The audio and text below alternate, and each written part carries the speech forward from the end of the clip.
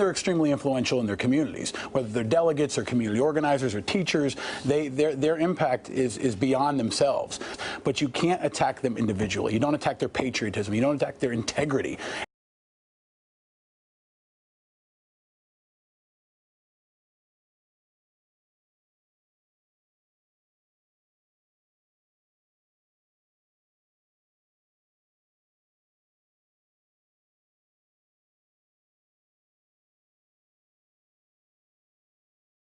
About the Constitution. Now we're going to talk about the Bill of Rights. Now the Bill of Rights really is part of the Constitution, but it's a special part of the Constitution. It is the first 10 changes or 10 amendments to the Constitution. Now let me back up just a little bit and emphasize again, the writing of the Constitution really was a monumental task. Getting enough of the former colonies to agree on what would become the founding document that was going to outline how the government of this new country would be organized was an incredible task of compromise, of give and take, of cooperation, and it was a commitment to producing the best possible document for its time. It was not perfect, though. Many of those who we call the framers of the Constitution, these were people who argued and contributed to the writing of the Constitution. They acknowledged that it did not satisfy every state, and it did not provide adequate protections for individuals in the new country. Even at the Constitutional Convention itself, where the Constitution was written, several delegates voiced their concern about this. And once the Constitution was sent out to be ratified, almost immediately James Madison began working on possible changes to the Constitution. Now again, anytime there's a change, we call it an amendment. The Bill of Rights are these first 10 amendments, and it's a very difficult process. In fact, there's only been a total of 27 amendments in the whole history of our country. And of those 27, the first 10 of them come from the Bill of Rights. So with that introduction, I want to talk about some specific Bill of Rights. We're not going to talk about all 10. We're going to talk about the First, Second, Fourth, Fifth, and Sixth Amendment. Now next year when you have your U.S. government class, you'll have a chance to talk about all the amendments. And not only just the first 10, but the 27 as well too. But for this class, we want to give you just a brief introduction to some of the more well-known, more popular of the amendments. Now the First Amendment is ones that you're probably familiar with. There's the freedom of religion. There's the freedom of speech. There's the freedom of the press. And then of course the last one, the freedom to peacefully assemble. Now these First Amendment rights are not absolute, meaning you can't say whatever you want to, whenever you want to. You can't use threatening speech against somebody. And the freedom of the press is also limited. You can't use slander against somebody or intentionally smear their reputation to do them harm.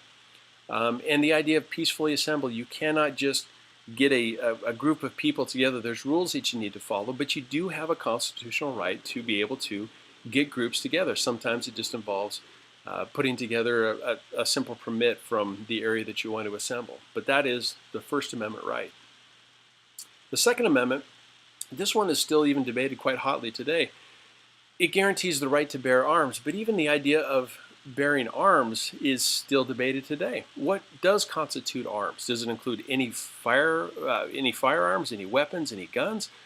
There are limits to this as well too. There's some people who no longer have the Second Amendment right. If they're convicted as a felon, generally speaking, they cannot then for the rest of their lives, generally they cannot legally have a firearm.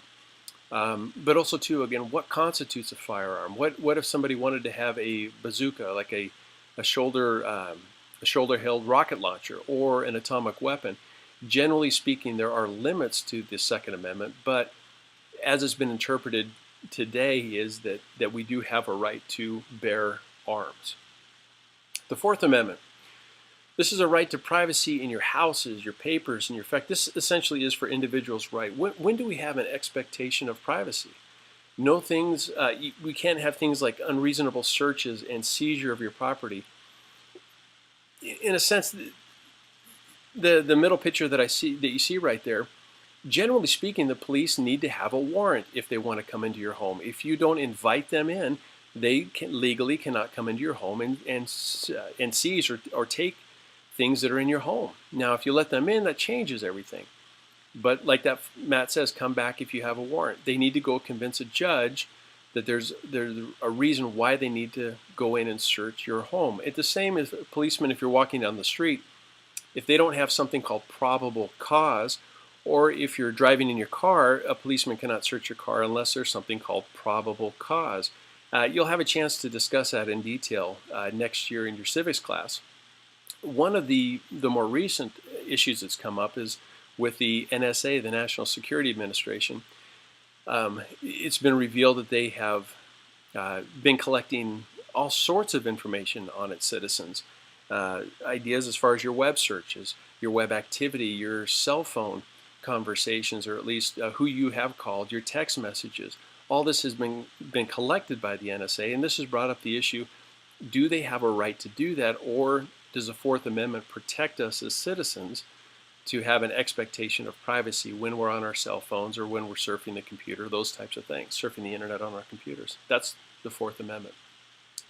Now, the Fifth Amendment, you're probably familiar with this idea called I plead the Fifth, and I'm going to get to that in a second. But the first one I want to talk about is something called double jeopardy. And it states you cannot be tried for the same crime more than one time. Essentially, the government, if they feel they have a case against you and they take you to court, take you to trial, they have one opportunity to find you guilty. And if the jury or if the judge finds you innocent, that's it. They got one shot. They cannot continue to keep charging you over and over and over again until they try to get the guilty verdict. Double jeopardy. They got one shot at you, and that's all. You cannot be forced to testify against yourself at trial. And this is probably where you've heard that phrase, I plead the Fifth, meaning that if you do go to trial, you don't have to say a thing. You can have your attorney speak for you the whole time. You do not have to get up and testify on your behalf. And the last one of the Fifth Amendment is your property rights, private property, cannot be taken for public use without you being compensated. Now here I have a picture, I believe this one came from China, where somebody didn't want to sell their property, so they just built a road all the way around it. I don't know much more, but I thought it was a funny picture. But generally speaking, when a county or a state or the federal government, if they're building a freeway or a road or an airport, a large project like that, and if your private property is in the way, essentially they'll come in, something called eminent domain, which has been a touchy issue, but they'll come in and they'll seize that property from you, but they have to compensate you for it. You may not be happy with the compensation, but at least they have to give you something, a certain amount of money for that. Now, the last amendment we want to talk about is the Sixth Amendment. You do have rights. If you're accused of a crime and you're taken to court, you do have rights. Now, the first one is you have a right to a speedy and public trial. So that trial has to happen in a speedy. Now, that's a little bit of a sloshy term, but they can't just throw you in jail and let you sit there for 10 years without sending you, giving you a trial or a trial date. And that can be a public trial so everybody can see. You do have the right as a defendant to decide if you want your guilt or innocence to be determined by a jury or to be determined by a judge. And you can also question witnesses against you at trial. So if there are people that are coming at your trial and testifying against you, you have a right, or your attorney has a right, to question those witnesses. And the last one is you have a right to have assistance, a lawyer, to help you with your defense. Because quite honestly, if you go to trial, if you haven't been trained in law, you're not a professional. But yet the prosecutor, that is what they do day in and day out. They are a professional, and they'll be very good at their job. So you would want to hire or get the best attorney possible. The Sixth Amendment gives you that right that somebody can speak on your behalf. So there you go. You got some of the biggies of the amendments of the Bill of Rights. You just got a little bit smarter.